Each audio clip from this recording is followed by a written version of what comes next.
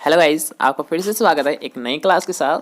जैसे कि आपको पता होगा कि हम सोल्व कर रहे हैं एग्रोनॉमी चैप्टर नंबर 6।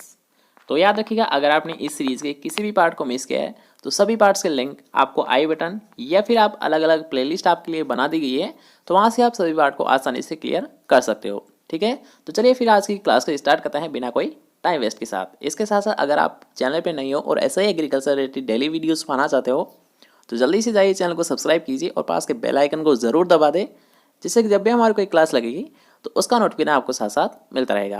ओके, तो चलिए फिर आज की क्लास को स्टार्ट करते हैं। आज का नया सीख लेते हैं। तो जैसे कि आप यहाँ पर देख सकते हो कि आज का जो हमारा फर्स्ट क्वेश्चन है और जिसमें हम बात करने वाले हैं कि मूंगफली में तेल की मात्रा और प्रोटीन की मात्रा कितनी पाई जाती है। ऑप्शंस आपको यहाँ पर सामने दे रखे हैं, तो सही से देखिए और राइट आंसर आप कमेंट सेक्शन में बताइए कि 20-50%, 26-45%, 45-26% या फिर 50% 26%। तो अब यहाँ पर आपको क्या याद रखना है कि जो याद रखिएगा मूंगफली में तेल की मात्रा, याद रखिएगा मूंगफली में तेल की मात्रा क्या होती है, अधिकतम होती है और प्रोटीन की मात्रा थोड़ी कम होती है। इसलिए याद रखिएगा। अब यहाँ पर आप ऑप्शन देख सकते हो, यहाँ पर 26 है, यहाँ पर 26 है, मतलब ये दोनों तो आपके राइट आंसर हो ही नहीं सकते। क्यों? क्योंकि तेल की मात्रा याद रखिएगा मूंगफली में ज़्यादा पाई जाती है। ठीक है, तो अब आता है हमारे इस पे और इस पे। तो आपको इन दोनों में से पहचानना है कि मूंगफली में तेल की मात्रा और प्रोटीन की मात्रा कितनी होती है। ठीक है, तो याद रखिए यहाँ पर पाई जाती है 45%, 50% नहीं पाई जाती तेल की मात्रा। तो हमारा राइट आंसर क्या होगा? C option. ठीक है, ऐसे आप आसानी से पहचान सकते हो। अगर आपको कोई कंफ्यूजन रहता है किसी क्वेश्चन में तो ये तरीका आप अपनाइए, आपका जो राइट आंसर ये पक्का राइट होगा। ठीक है, तो सोच समझ के राइट आंसर यहाँ पर दिया करो। नेक्स्ट क्वेश्चन की हम बात करेंगे। नेक्स्ट क्वेश्चन आप यहाँ पर देख सकते हो कि न्यूनतम भू परिष्करण से फसल उगाने की तरीके को क्या कहा जाता है। ठीक है, यहाँ पर आपसे क्या पूछा गया है? Minimum tillage. न्यूनतम भू परिष्करण का याद रखिएगा इंग्लिश वर्ड ही क्या होता है? मिनिमम टिलेज होता है। क्या होता है? मिनिमम टिलेज होता है। तो क्या हुआ इसका राइट आंसर भी यही होगा। ठीक है, यहाँ पर यही तो पूछा गया आपसे क्वेश्चन में कि न्यूनतम भू परिष्करण से फसल उगाने की तरीके को क्या कहा जाता है। अब यहाँ पर याद रखिएगा, जैसे कि हमने यहाँ पर फर्स्ट क्वेश्चन क्लियर किया है तो इसके साथ साथ आपको एक और पॉइंट यहाँ पर नोट करना है। तो देख लीजिए, अगर आपसे मूंगफली की पूछे तो आपको क्या बताना है? 45% इसमें तेल पाया जाता है और इसमें 26% प्रोटीन पाई जाती है। अगर आपसे पूछता है सोयाबीन, तो सोयाबीन में याद रखिएगा तेल की मात्रा कितनी होती है और प्रोटीन की मात्रा कितनी होती है। तो सोयाबीन में याद रखिएगा प्रोटीन की मात्रा ज़्यादा होती है बल्कि तेल की मात्रा कम होती है। तेल की मात्रा इसमें 20% होती है और प्रोटीन की मात्रा इसमें 40% होती है। ठीक है, दोनों को याद रख पाओगे। सोयाबीन में तेल की मात्रा 20% और इसमें प्रोटीन की मात्रा 40% पाई जाती है। नेक्स्ट क्वेश्चन की हम बात करेंगे। नेक्स्ट क्वेश्चन आपसे पूछा गया है कि किस प्रकार के उर्वरकों के लिए भारत पूर्ण रूप से आयात पर निर्भर है। क्वेश्चन को थोड़ा सा समझिए। यहाँ पर आपसे क्या पूछा गया? ऐसा कौन सा उर्वरक है या फिर किस प्रकार के उर्वरक है जिनका भारत में बिल्कुल भी उत्पादन नहीं होता बल्कि क्या होता है, दूसरे या फिर बाहरी देशों से उसे पूर्ण रूप से मंगाया जाता है। ठीक है, मतलब यहाँ पर किसी भी प्रकार का उसका प्रोडक्शन नहीं लिया जाता है, उत्पादन नहीं लिया जाता है। या फिर आप ऐसे मान सकते हो यहाँ पर वो कोई फैक्ट्री ही नहीं है जो कि उस उर्वरक को जनरेट करती हो या फिर प्रोड्यूस करती हो। ठीक है, तो वो कौन से होते हैं? याद रखिएगा वो होते हैं पोटासिक उर्वरक। क्यों? क्योंकि याद रखिए यहाँ पर पोटास की कोई फैक्ट्री नहीं है, इसलिए याद रखिएगा जितने भी जो पोटासिक उर्वरक है, जैसे कि आप कोई से भी आप पढ़ते हो, पोटेशियम सल्फेट हुआ, आप कोई से भी एग्जाम्पल ले सकते हो, ये सारे याद रखिएगा फर्टिलाइजर क्या होते हैं? बाहर से आयात होते हैं। ठीक है, मतलब इम्पोर्ट किए जाते हैं। ठीक है, कहाँ पर किए जाते हैं? भारत में इम्पोर्ट किए जाते हैं। तो राइट आंसर क्या होगा? याद रखिएगा C option is right answer. और याद रखिएगा ये क्वेश्चन आपको एग्रीकल्चर सुपरवाइजर 2018 में भी क्वेश्चन पूछा गया था। नेक्स्ट क्वेश्चन की हम बात करेंगे। नेक्स्ट क्वेश्चन आप यहाँ पर देख सकते हो कि राष्ट्रीय कृषि नीति के अनुसार कृषि में कितने प्रतिशत सालाना वृद्धि दर होनी चाहिए। क्या पूछा गया है कि सालाना जो वृद्धि दर है ये कितनी % होनी चाहिए? 2.5% से अधिक, 3% से अधिक, 4% से अधिक या फिर 5% से अधिक। तो अगर आपसे ये क्वेश्चन पूछा जाता है तो बस आपको यहाँ पर क्या याद रखना है कि जो राष्ट्रीय कृषि नीति के अनुसार कृषि में जो वृद्धि दर है ये कितनी होनी चाहिए? 4% से अधिक होनी चाहिए। कम से कम यहाँ पर हम मान के चल रहे हैं कि कितनी होनी चाहिए वृद्धि दर? याद रखिए ये होनी चाहिए 4% से अधिक होनी चाहिए। नेक्स्ट क्वेश्चन की हम बात करेंगे। नेक्स्ट क्वेश्चन यहाँ पर आप देख सकते हो जो कि काफ़ी अच्छा क्वेश्चन है। आपको पता होना चाहिए कि मूंगफली के उत्पादन में अग्रणी राज्य कौन सा है? उत्तर प्रदेश, राजस्थान, हरियाणा या फिर गुजरात। तो याद रखिए कि यहाँ पर आपसे क्या पूछा गया है, मूंगफली का उत्पादन। ठीक है, तो मूंगफली का सबसे ज़्यादा जो उत्पादन लिया जाता है ये लिया जाता है गुजरात में लिया जाता है। कहाँ पर लिया जाता है, गुजरात में लिया जाता है। और अगर आपसे पूछ लिया जाता है कि मान लीजिए मूंगफली के लिए कौन सी मृदा सबसे उपयुक्त मानी जाती है, तो याद रखिएगा अगर आपसे पूछता है मृदा, तो इसके लिए जो उथली मृदा है, उथली मतलब सैलो सोइल। ठीक है, जैसे कि आप मान सकते हैं एक भुरभुरी जो सोइल होती है, आपने देखा होगा कभी, तो याद रखिए सैलो सोइल आप मान सकते हो उथली, या फिर आप बोल सकते हो भुरभुरी। क्यों, क्योंकि इनका जो डेवलपमेंट होता है, पोग का डेवलपमेंट होता है, आपने सुना होगा इसमें पेग होते हैं, इनका पेग का जो डेवलपमेंट होता है ये भुरभुरी जो सोइल होती है। ठीक है, जो याद रखिएगा भुरभुरी जो सोइल होती है उसमें अच्छा होता है, इसलिए इनके लिए उपयुक्त सोइल भी उसी को माना गया है। नेक्स्ट क्वेश्चन की हम बात करेंगे। नेक्स्ट क्वेश्चन आपसे पूछा गया है कि रिमोट सेंसिंग किसके अध्ययन में सहायक है। रिमोट सेंसिंग किसके अध्ययन में सहायक है। अब यहाँ पर याद रखिएगा रिमोट सेंसिंग होती क्या है, सबसे पहले आपको ये पता होना चाहिए। तो आप ऐसे मान सकते हो, याद रखिएगा ये क्या करता है, एक हवाई मानचित्र तैयार करता है। रिमोट सेंसिंग क्या होता है, हवाई मानचित्र होता है। डायरेक्ट समझिए हवाई मानचित्र होता है। अब कैसे, इसे भी हम थोड़ा सा एक्सप्लेन कर लेते हैं जिससे कि आपको कोई कन्फ्यूजन नहीं हो। तो आप ऐसे समझ सकते हैं रिमोट सेंसिंग। ठीक है, तो मान लीजिए ये आपकी सोइल सरफेस है। ठीक है, सोइल सरफेस यहाँ पर है हमारी। तो ये क्या होते हैं, छोटे छोटे से क्या होते हैं, जैसे कि आपने ड्रोन देखे होंगे। ठीक है, ड्रोन तो आपने देखे होंगे, अगर ऐसे रियल में नहीं देखे होंगे तो आपने टीवी में तो ज़रूर देखेंगे ड्रोन। ठीक है, जिनका प्रयोग अभी कोरोना काल में भी किया गया था, पुलिस वगैरह करती थी ना, क्या कर रहे हैं लोग वगैरह, उनको देखने के लिए ड्रोन का इस्तेमाल करते थे। ठीक है, तो यहाँ पर याद रखिएगा जो ड्रोन है ये साइज में थोड़े छोटे होते हैं। तो इसी प्रकार के याद रखिएगा रिमोट सेंसिंग की प्रक्रिया होती है। इसमें क्या होता है, ऊपर से, मतलब ड्रोन जैसे क्या करते हैं, इसमें हवाई से मानचित्र लिया जाता है, या फिर आप ऐसे मान सकते हो इसमें क्या किया जाता है, इनका डायग्राम या फिर मैप तैयार किया जाता है। ठीक है, यानी ऊपर से देखकर इसका क्या होता है, मानचित्र या फिर डायग्राम तैयार किया जाता है। इसी के अकॉर्डिंग याद रखिएगा जितने भी जो मान लीजिए कोई थ्योरी है, इसके अकॉर्डिंग वो तैयार की जाती है। ठीक है, तो अब आप समझ गए रिमोट सेंसिंग क्या होती है, इसका प्रयोग कैसे किया जाता है। तो अब आते हैं हमारे क्वेश्चन पर, ये किसके अध्ययन में सहायक है। रिमोट सेंसिंग किसके अध्ययन में सहायक है। तो याद रखिएगा मृदा लक्षण, कृषिगत क्षेत्रफल, भूमिगत जल, ये सभी के अध्ययन में सहायता करती है। क्यों, क्योंकि याद रखिए ये ऊपर से अगर डायग्राम हम ले रहे हैं तो यहाँ पर कोई सा भी हो सकता है, जैसे कि मान लीजिए कोई यहाँ पर जल स्रोत भी हो सकता है, उसकी भी हम पहचान आसानी से कर सकते हैं। अगर मान लीजिए यहाँ पर हमें फसल ग्रो करनी है, या फिर यहाँ पर कोई उर्वरक ज़मीन है, तो उसका भी हम एनालिसिस कर सकते हैं। ठीक है, तो इसलिए याद रखिए मृदा लक्षण को जानने के लिए, भूमिगत जल को जानने के लिए, और कृषिगत क्षेत्रफल कैसा है उसको जानने के लिए भी सहायता प्रदान करता है। नेक्स्ट क्वेश्चन की हम बात करेंगे जो कि काफ़ी वेरी इंपॉर्टेंट क्वेश्चन है कि सूरजमुखी का पौधा किस पोषक तत्व की कमी से सूचक के रूप में प्रयोग किया जाता है। क्या पूछा गया है, सूचक के रूप में। अब यहाँ पर याद रखिएगा वेरी इंपॉर्टेंट क्वेश्चन है, आप सभी को पता होना चाहिए। सूचक पौधा के बारे में आपको कई बार मैंने एक्सप्लेन कर दिया है कि सूचक पौधा क्या होता है। सूचक पौधा क्या होता है थोड़ा सा एक्सप्लेन हम वापस कर लेते हैं, क्योंकि यहाँ पर कुछ स्टूडेंट नहीं होते हैं जिनको पता नहीं होता है, इसलिए थोड़ा सा आपको जानना जरूरी होता है। और जितनी बार आप कुछ क्वेश्चंस को रिपीट करोगे ना, तो जितने ही आपको क्लियर हो जाएंगे, उनमें आपको कोई भी कन्फ्यूजन जैसी प्रॉब्लम नहीं आएगी। इसलिए याद रखिएगा जब भी अगर आपको क्वेश्चन सोल्व करवाया जाता है तो बस आपका माइंड कहीं पर नहीं होना चाहिए, केवल और केवल क्वेश्चन पर होना चाहिए। ठीक है, मैंने बहुत सारे स्टूडेंट को देखा है वो लाइव चैट में ही लगे रहते हैं, उनको क्लास से कोई मतलब नहीं रहता। तो भाई यार यहाँ पर केवल 20 मिनट की क्लास लग रही है, तो आप कुछ नहीं करो, 20 मिनट में आप कुछ नहीं करो, आपके पास पूरे 23 घंटे पड़े हैं। अब उसमें कुछ भी करो ना, उसमें बात करो, कुछ भी इंटरेस्ट लो या फिर इंजॉय करो, लेकिन जब आपकी क्लास होती है बस केवल और केवल आपका जो ध्यान है, ये कंसंट्रेट है, ये केवल और केवल क्लास पर होना चाहिए। ठीक है, तो अब यहाँ पर याद रखिए कि क्या पूछा गया कि सूरजमुखी का पौधा किस पोषक तत्व की कमी से सूचक के रूप में प्रयोग किया जाता है। तो याद रखिएगा इंडिकेटर प्लांट क्या होता है कि मान लीजिए आपकी जो मेन क्रॉप है, ठीक है, मान लीजिए यहाँ पर आप कोई सी फसल ले रहे हो, तो इसमें क्या करते हैं हम इंडिकेटर प्लांट के रूप में क्या करते हैं कि चारों कोनों पर क्या करते हैं 4 या 5 हम प्लांट लगा देते हैं, एक साइड हम बीच में भी लगा देते हैं, जिससे कि हम पहचान कर सके कि मान लीजिए अगर सबसे पहले आपको इसका लिए याद रखिएगा कि जो सूरजमुखी होता है ये किसका इंडिकेटर प्लांट होता है, बोरोन तत्व की कमी का इंडिकेटर प्लांट होता है। अब अगर मान लीजिए आपका जो मेन फील्ड है इसमें अगर बोरोन तत्व की कमी हो गई, ठीक है, अगर आपको ये देखने को मिल रहा है कि इसमें बोरोन तत्व की कमी हो गई तो इसके सबसे पहले जो सिम्टम है, जो लक्षण है, ये किस फसल पर दिखाई देंगे? सूरजमुखी पर दिखाई देंगे। क्यों? क्योंकि याद रखिएगा सूरजमुखी क्या है? बोरोन का सूचक पौधा है। मतलब अगर थोड़ी सी भी कमी हुई बोरोन की तो इसके लक्षण किस पर दिखाई देंगे?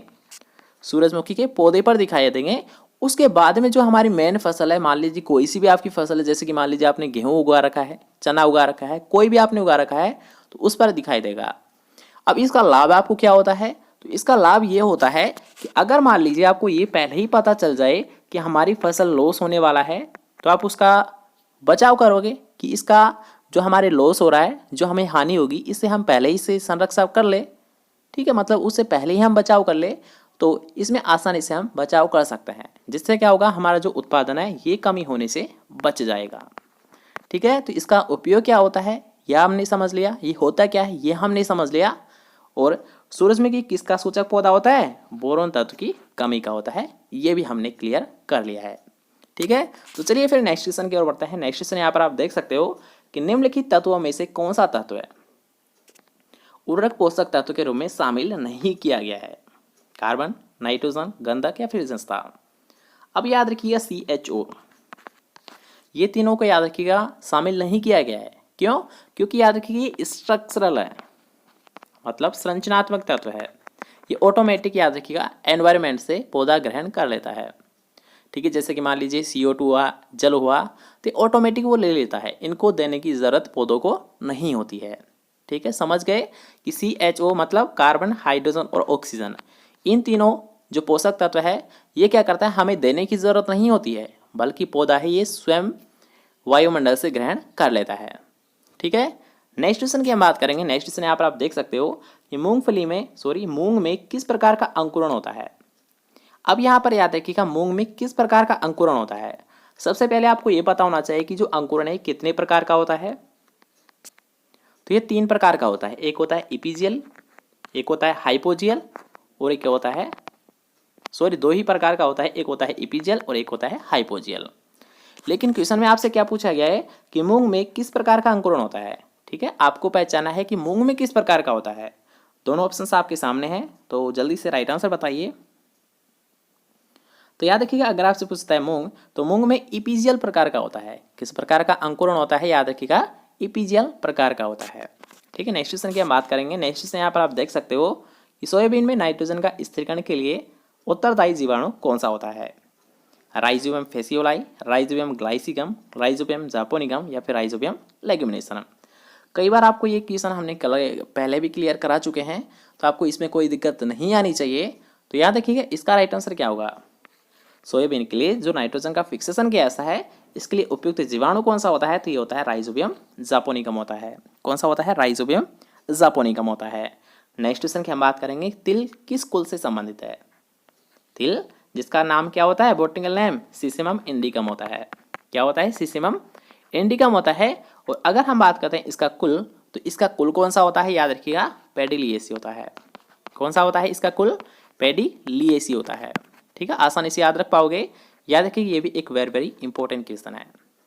ओके, नेक्स्ट क्वेश्चन की हम बात करेंगे। नेक्स्ट क्वेश्चन आप यहाँ पर देख सकते हो कि सोयाबीन में फ्लोक्लोरिन का प्रयोग कब किया जाता है? सबसे पहले याद रखिएगा फ्लोक्लोरिन क्या होता है? एक प्रकार का वीडीसाइड होता है। क्या होता है? एक प्रकार का वीडीसाइड होता है। तो अब आपसे क्वेश्चन क्या पूछा गया कि सोयाबीन में हम जब इस वीडीसाइड का हम प्रयोग करते हैं तो कब करते हैं? फसल उगाने से पहले करते हैं, फसल उगाने के बाद में करते हैं, मिट्टी में मिलाकर करते हैं, या फिर इनमें से कोई नहीं? इसका प्रयोग हम किस समय करते हैं? सोच समझ के राइट आंसर दीजिएगा। तो याद रखिएगा इसका जो हम प्रयोग करते हैं, एक प्रकार का ये वीडीसाइड होता है, तो इसका प्रयोग हम करते हैं प्री प्लांट इनकॉर्पोरेशन के रूप में। किस रूप में करते हैं? याद रखिएगा PPI मतलब मिट्टी में मिलाकर इसका प्रयोग किया जाता है। ठीक है, नेक्स्ट क्वेश्चन की हम बात करेंगे। नेक्स्ट क्वेश्चन काफी इंटरेस्टिंग क्वेश्चन है कि कुसुम में शीर्ष भाग हटाना मतलब टॉपिंग का मुख्य उद्देश्य क्या होता है? याद रखिएगा जो हमें एक कुसुम में हम क्या करते हैं, एक एग्रीकल्चर प्रैक्टिस करते हैं। कौन सी? टॉपिंग, जिसमें क्या होता है जो पौधा होता है इसके शीर्ष भाग को हम हटा देते हैं। लेकिन क्यों? इसका उद्देश्य क्या होता है? आपको ये क्वेश्चन पूछा गया है। तो सबसे पहले हम ऑप्शंस देखेंगे, उसके अकॉर्डिंग हम राइट आंसर जानेंगे कि गिरने से बचाने के लिए, शाखा हुए फूलों को बढ़ाने हेतु, जल का हंस रोकने के लिए, या फिर उपयुक्त सभी। आपको सभी ऑप्शंस यहाँ पर दे रखे हैं, तो आप आसानी से इसको पहचान लिए होंगे कि जो टॉपिंग क्रिया की जाती है इसका मुख्य उद्देश्य क्या होता है। तो इसका जो मुख्य उद्देश्य होता है, याद रखिएगा, सेकंड ऑप्शन रहता है, मतलब शाखाओं व फूलों की संख्या को बढ़ाने के लिए। टॉपिंग की क्रिया का मुख्य उद्देश्य क्या होता है, शाखा व फूलों की संख्या को बढ़ाने के लिए। ठीक है, नेक्स्ट क्वेश्चन की हम बात करेंगे। नेक्स्ट क्वेश्चन आपसे पूछा गया है कि कपास के बीजों से रुई हटाने के लिए प्रयोग किया जाता है। डिलिंटिंग मतलब रुई को हटाने के लिए किस रसायन का प्रयोग किया जाता है, सल्फ्यूरिक अम्ल का, साइट्रिक अम्ल का, नाइट्रिक अम्ल का, या फिर हाइड्रोक्लोरिक अम्ल का। सभी ऑप्शंस आपके सामने हैं, तो जल्दी से सोच समझ के इसका राइट आंसर आप दीजिए।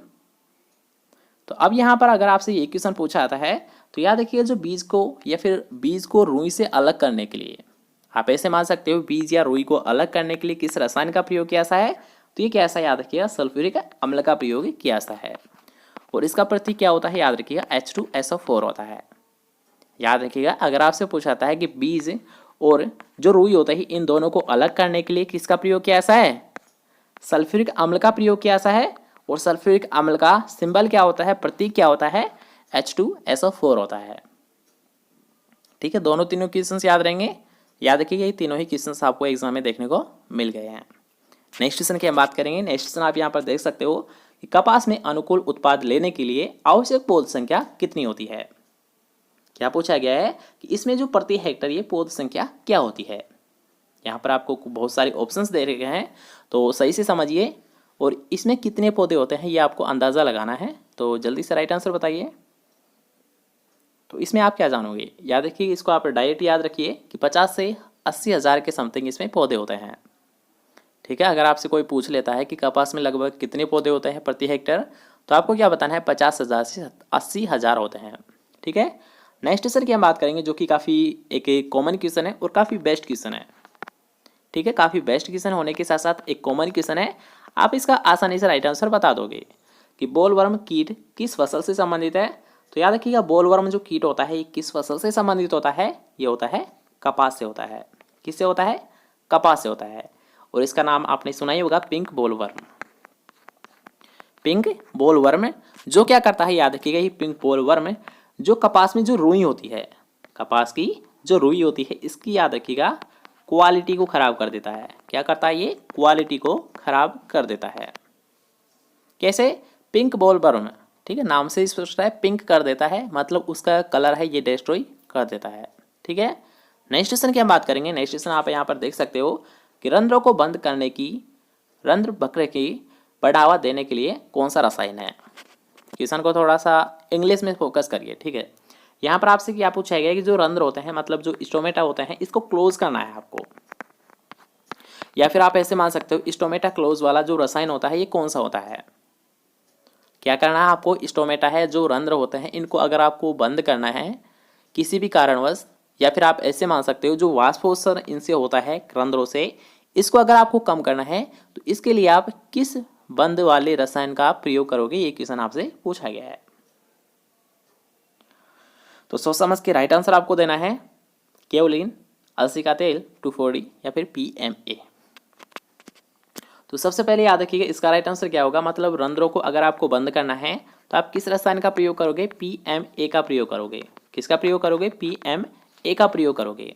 अब क्या आपको ये पता है कि PMA क्या होता है, तो याद रखिए इसकी फुल फॉर्म होती है phenyl mercuric acetate. Phenyl mercuric acetate का हम प्रयोग करते हैं, क्यों, क्योंकि याद रखिएगा ये जो रंध्र होते हैं पत्तियों पर, जो रंध्र होते हैं इनको क्या करता है, बंद कर देता है। क्या कर देता है, इनको बंद कर देता है, जिससे क्या होता है कि जो पानी की हानि होती है, जो वाष्पोत्सर्जन के द्वारा जो पानी की हानि होती है वो कम हो जाती है, और याद रखिएगा पानी की हानि नहीं होती है। ठीक है, याद रहेगा। नेक्स्ट क्वेश्चन की हम बात करेंगे। नेक्स्ट क्वेश्चन आपसे पूछा गया है कि मक्के में सिंचाई की दृष्टि से मुख्य क्रांतिक अवस्था कौन सी है। जो मक्का फसल होती है इसमें सिंचाई की दृष्टि से मुख्य क्रांतिक अवस्था कौन सी होती है।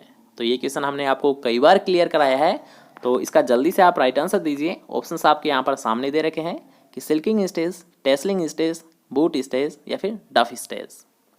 आपको क्या लगता है राइट आंसर क्या होगा, जल्दी से कमेंट करके बताइए। तो अब यहाँ पर याद रखिएगा, अगर आपसे पूछता है मुख्य क्रांति की अवस्था, तो ये कौन सी होती है, ये होती है टेसलिंग स्टेज होती है। कौन सी होती है, टेसलिंग स्टेज होती है। क्यों, क्योंकि याद रखिए इसमें जो सबसे पहले जो पुष्प आते हैं वो कौन से आते हैं, टेसलिंग आते हैं, टेसल आते हैं। और टेसल क्या होता है, याद रखिएगा नर पुष्प होता है। मक्का में नर पुष्प को क्या बोला जाता है, टेसल। और याद रखिएगा अगर आपसे ये क्वेश्चन पूछता है कि मादा और नर में, मादा और नर पुष्प में पहले कौन सा पुष्प आता है, तो आपको क्या बताना है, याद रखिएगा नर पुष्प आता है। उसके बाद में क्या आता है, मादा। और मादा को किस नाम से जाना है, सिल्क के नाम से जाना जाता है। जो मादा पुष्प होता है उसे सिल्क बोला जाता है, नर पुष्प को टेसल बोला जाता है। ठीक है, याद रखिएगा बहुत सारे क्वेश्चन हमने यहाँ पर क्लियर कर लिखे हैं। फर्स्ट क्वेश्चन आपको क्या याद रखना है, मुख्य क्रांति अवस्था कौन सी होती है, टेसलिंग अवस्था होती है। सेकंड क्वेश्चन आपको क्या याद रखना है कि इसके नर पुष्प को क्या कहते हैं, तो नर पुष्प को इसको टेसल कहते हैं। थर्ड क्वेश्चन आपको यहाँ पर याद रखना है कि इसकी मादा पुष्प को क्या कहा जाता है, तो इसको आपको याद रखना है सिल्क कहा जाता है। चौथा क्वेश्चन आपको याद रखना है कि नर और मादा में कौन सा पुष्प पहले आता है, तो ये याद रखिएगा नर पुष्प पहले आता है। ठीक है, चारों क्वेश्चन आपको याद होने चाहिए। क्यों, क्योंकि याद रखिए चारों ही क्वेश्चन आपको एग्जाम में देखने को मिल चुके हैं और आगे भी पूछे जाने की संभावना है। नेक्स्ट क्वेश्चन की हम बात करेंगे। नेक्स्ट क्वेश्चन आप यहाँ पर देख सकते हो जिसमें आपसे पूछा गया है कि फसल उत्पादन के कारकों में जल व उर्वरक के बीच संबंध किस प्रकार का होता है। जल व उर्वरक के जो बीच का संबंध होता है ये किस प्रकार का होता है। ऑप्शन आप यहाँ पर देख सकते हो, तो सोच समझ के आपको राइट आंसर बताना है कि जल और उर्वरक के मध्य किस प्रकार का संबंध होता है। तो राइट आंसर क्या होगा, याद रखिएगा इनके मध्य जो संबंध होता है ये होता है सिनर्जिस्टिक प्रकार का होता है। नेक्स्ट क्वेश्चन की हम बात करेंगे। नेक्स्ट क्वेश्चन आप यहाँ पर देख सकते हो कि एक ही खेत में नारियल, काली मिर्च व हल्दी की साथ साथ फसल को लेने की क्रिया क्या कहलाती है। एक ही खेत में नारियल, काली मिर्च और हल्दी की जो खेती की जाती है इसे क्या कहा जाता है। पहले हम ऑप्शंस देखेंगे, उसके अकॉर्डिंग हम राइट आंसर जानेंगे कि relay cropping, inter cropping, multiple cropping या फिर मल्टी स्टोर्ड क्रॉपिंग। ऑप्शंस आपके सामने हैं, जल्दी से राइट आंसर पहचानिए कि एक ही खेत में नारियल, काली मिर्च और मिर्च की खेती करना क्या कहलाता है। तो इसे बोला जाता है, याद रखिए मल्टी स्टोर्ड क्रॉपिंग। क्या बोला जाता है, मल्टी स्टोर्ड क्रॉपिंग बोला जाता है। नेक्स्ट क्वेश्चन की हम बात करेंगे कि स्टीवेंसन स्क्रीन का संबंध किससे होता है। तो अब यहाँ पर याद रखिएगा क्या क्वेश्चन आपसे पूछा गया है, स्टीवेंसन स्क्रीन का संबंध क्या होता है या फिर किससे होता है।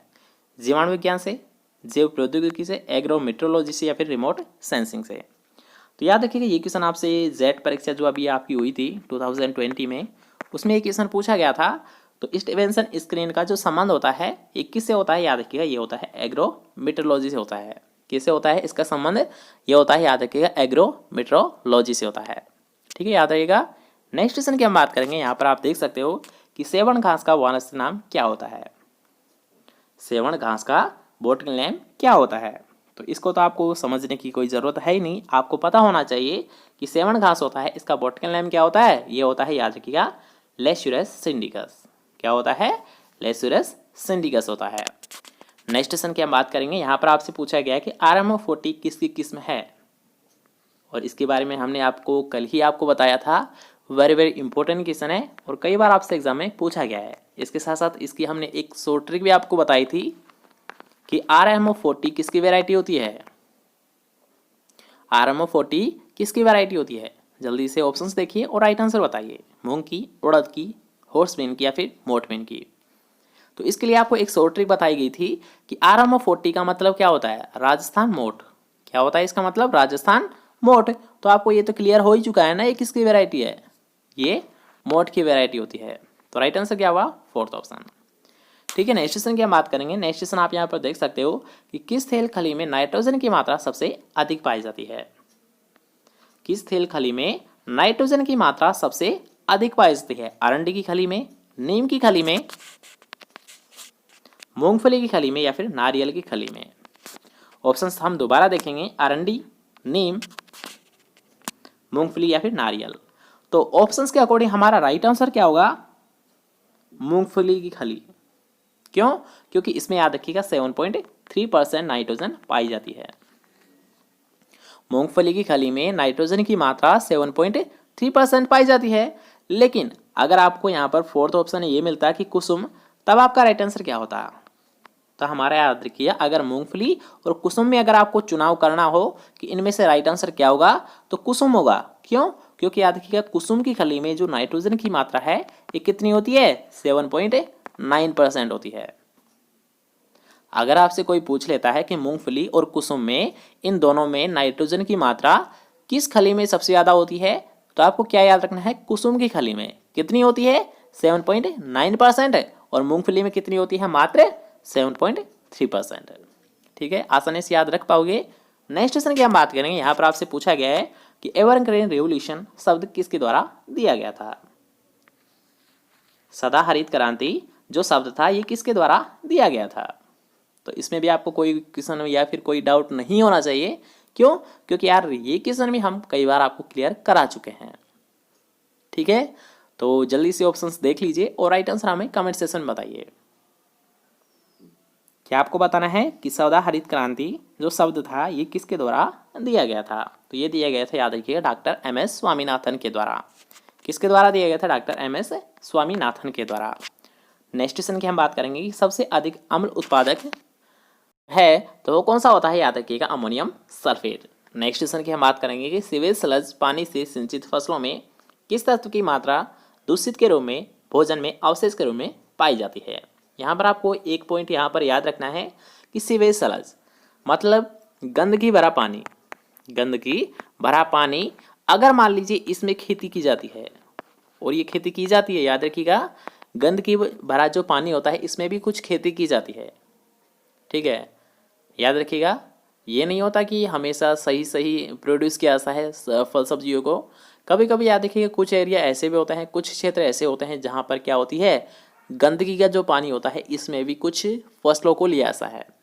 ठीक है, और अगर मान लीजिए ऐसी कोई गंदगी में जो फसल तैयार हो रही है उसी के बारे में यहाँ पर आपसे बात की जा रही है कि अगर आपको ऐसी फसल खानी पड़े, ऐसी कोई सब्जी अगर आपको खानी पड़े जो कि गंदगी भरे पानी से तैयार की गई है, तो उसमें कौन सा तत्व की मात्रा अधिक होती है।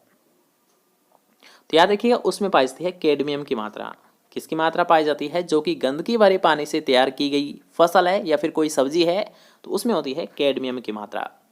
ठीक है, नेक्स्ट क्वेश्चन की हम बात करेंगे। नेक्स्ट क्वेश्चन आप यहाँ पर देख सकते हो कि पौधे की कोशिका भित्ति में कौन सा तत्व अवयव के रूप में पाया जाता है। क्या पूछा गया है कि पौधे की कोशिका भित्ति में कौन सा तत्व अवयव के रूप में पाया जाता है। तो ऑप्शंस आप देख सकते हो, उसके अकॉर्डिंग आपको राइट आंसर बताना है कि फास्फोरस, कैल्शियम, गंधक या फिर पोटेशियम। तो आप सभी को पता होगा, याद रखिएगा, सेल वाल में जो कौन सा अवयव होता है, ये होता है कैल्शियम होता है, जो क्या कहता है, याद रखिएगा, जो कोशिका भित्ति है इसे सख्त बनाता है। क्या बनाता है, सख्त बनाता है। नेक्स्ट क्वेश्चन की हम बात करेंगे जो कि आज का हमारा लास्ट क्वेश्चन है कि पौधे में तत्व की गतिशीलता में कौन सा पादप हार्मोन सहायक होता है। क्या पूछा गया है कि पौधे में तत्वों की गतिशीलता के लिए कौन सा पादप हार्मोन सहायता करता है। जिब्रेलिन करता है, साइटोकाइनिन करता है, ऑक्सिन करता है, फिर एबीए करता है। तो याद रखिएगा इसका राइट आंसर क्या होगा कि जो पोषक तत्व है इनको गतिशीलता प्रदान करने का कार्य किसके द्वारा किया जाता है, ये क्या है, ऑक्सिन के द्वारा किया जाता है। ठीक है, तो आज की क्लास को बस यहीं पर विराम देते हैं। इसके साथ साथ आपको कैसी लगी आज की क्लास ये कमेंट करके ज़रूर बताएं, और अगर आपको वीडियो पसंद आए तो यार वीडियो को लाइक कीजिए, ज़्यादा से ज़्यादा इस वीडियो को शेयर कीजिए, और चैनल को अभी तक सब्सक्राइब नहीं किया है तो जल्दी से जाइए चैनल को सब्सक्राइब कीजिए। हम मिलते हैं फिर से नेक्स्ट इंपॉर्टेंट टॉपिक के साथ। जब तक के लिए सही, जय बाय, टेक केयर।